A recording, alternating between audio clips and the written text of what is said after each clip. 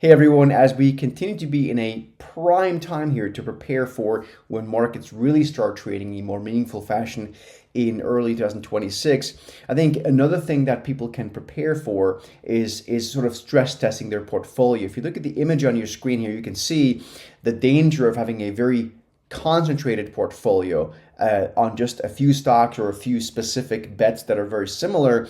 Ultimately, those types of portfolios or trading accounts get into some seriously turbulent waters. On the other hand, the more we spread our bets around, with also making some calculated bets, of course, the more a portfolio is able to get through choppy waters. So if we are going to be in what we believe to be the great rotation in 2026 here, it is going to be, we think, very important to no longer have these highly concentrated portfolios, but something that's much more diversified. Now, diversification has become a bit of a curse word by investors because it hasn't really mattered that much for a decent amount of time now. If one just ignores the drawdowns that were along the way, which of course would not be appropriate in the real world.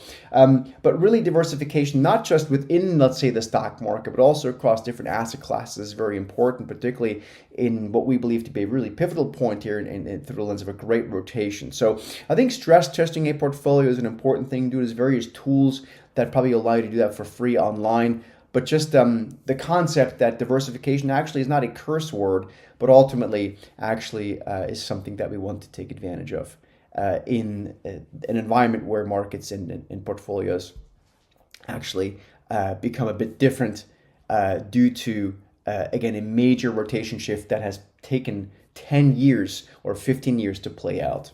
If this video helped you, please make sure you subscribe to the channel, you give us a thumbs up like, and if you want to see this approach in action, you will want to join us in our Set the Market morning call, which happens at 9 o'clock Eastern Time, Monday through Thursday. Make sure you join us for that in the link down below. Again, subscribe to the channel. I'll see you in the next video.